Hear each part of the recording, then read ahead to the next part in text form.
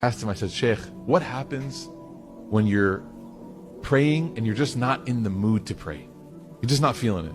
And I was kind of embarrassed to ask, but as soon as I asked, all the other students put their pencils down. They're like, so sometimes we all have problems, and that's okay. You're human, I'm human, right? But we have to seek remedies for these problems. So I asked him, I said, what happens if I want to pray? I'm praying, but I'm just not feeling it. The khushu is not there. I'm barely hanging on. I'll never forget his answer. He said, this prayer, the prayer where you force yourself to get up and pray, might be the most sincere prayer that can be offered.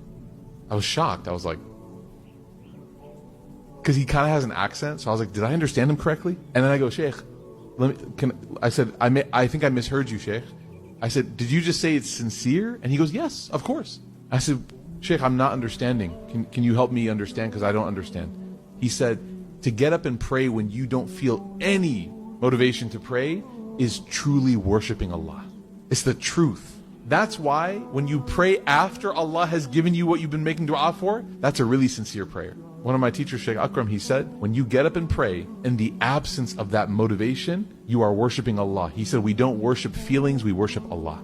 You don't worship your feeling. You don't say, okay, I feel like I want to pray, I'm going to pray. No, he goes, you worship Allah.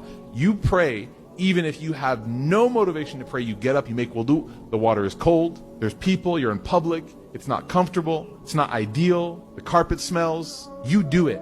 So anytime you're listening to a khutbah and you can't understand, or anytime you're in a masjid and you're like, man, or anytime you're in a situation that it's not fitting you perfectly, remember that your worship of Allah in that moment is the most sincere worship.